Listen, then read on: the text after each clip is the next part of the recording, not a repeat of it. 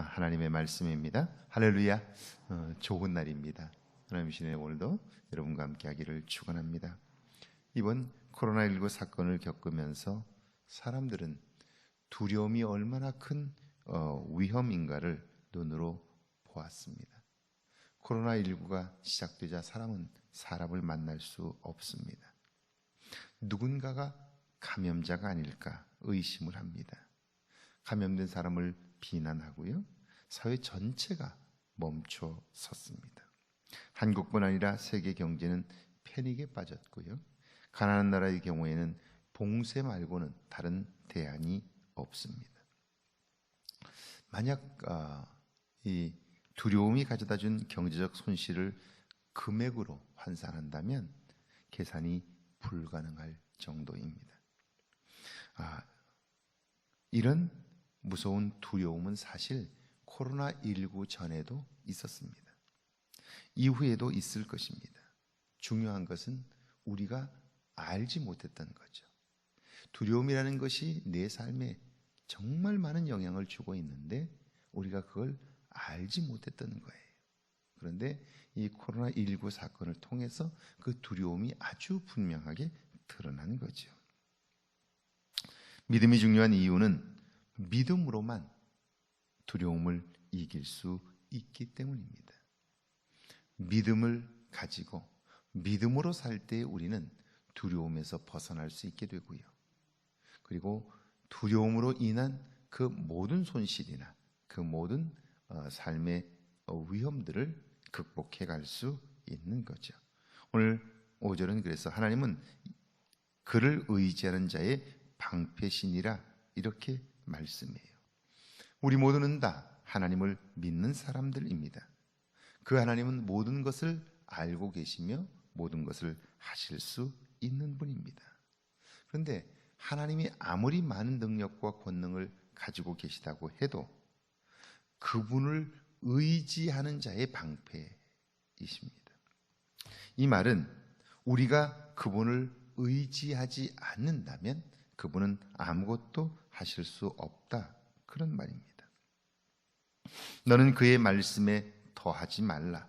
그가 너를 책망하시겠고 너는 거짓말하는 자가 될까 두려우니라. 의지하지 않으면 두려움이 그를 사로잡게 되고요, 사로잡히면 하나님의 말씀에 내 생각을 더합니다. 내 생각대로 해석하지요.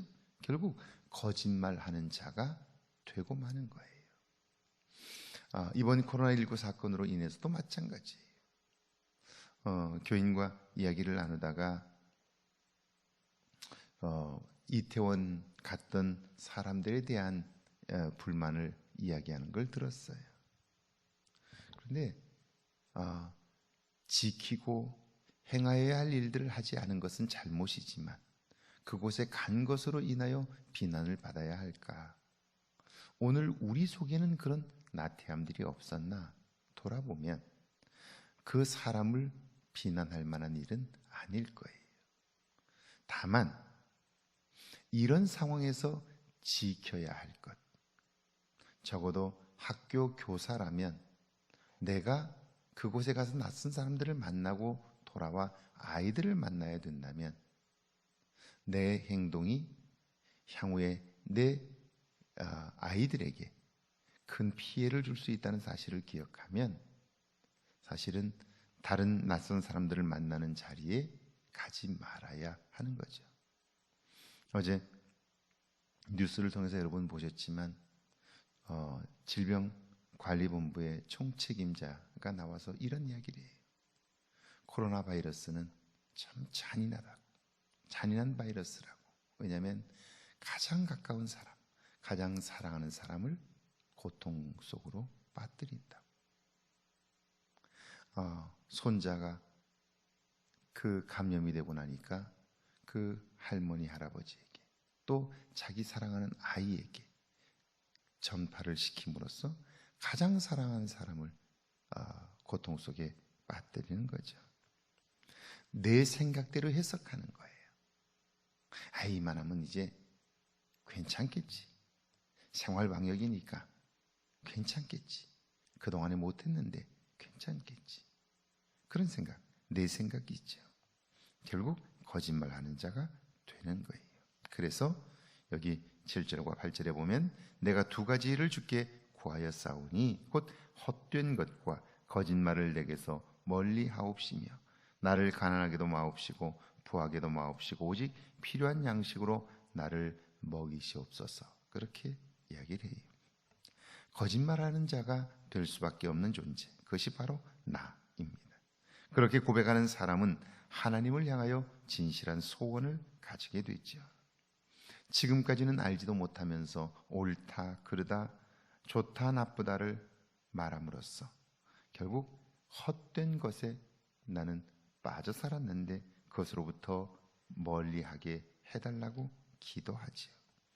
나 중심적으로 생각하고 판단하고 행동하는 그것에서 멀어지게 해달라고, 하나님만을 의지함으로 내 생각에서 벗어나며 하나님으로 방패 삼게 해달라고 기도하는 거예요.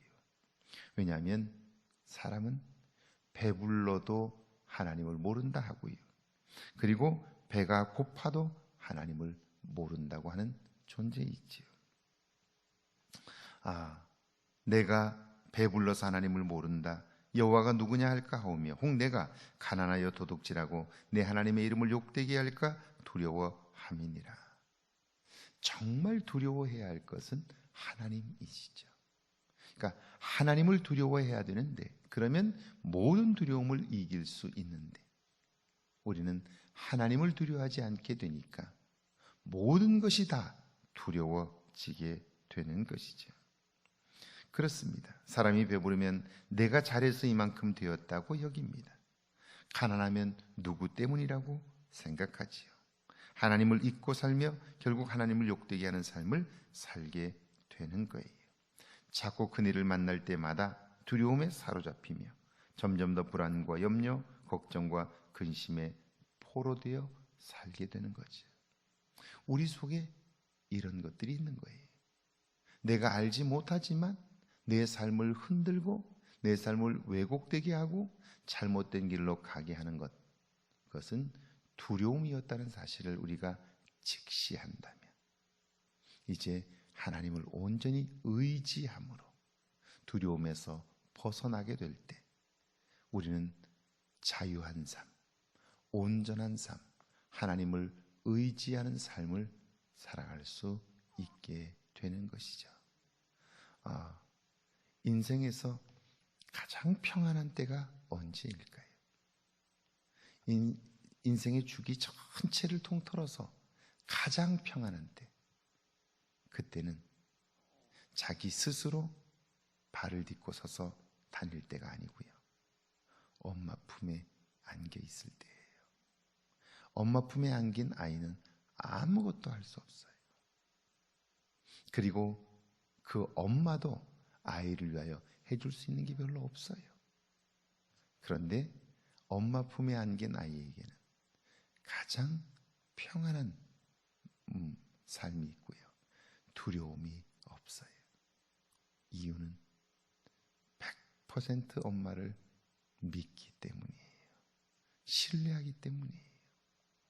믿음으로만 두려움을 이길 수 있고요, 온전히 하나님을 의지할 때 하나님은 우리의 인생의 방패가 되시는 거죠.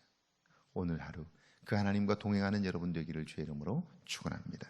우리 함께 기도합니다. 신앙의 소원을 갖게 해달라고요, 매 순간 하나님을 두려워하게 하셔서 두려움으로부터 자유하게 해달라고요, 함께 기도합니다.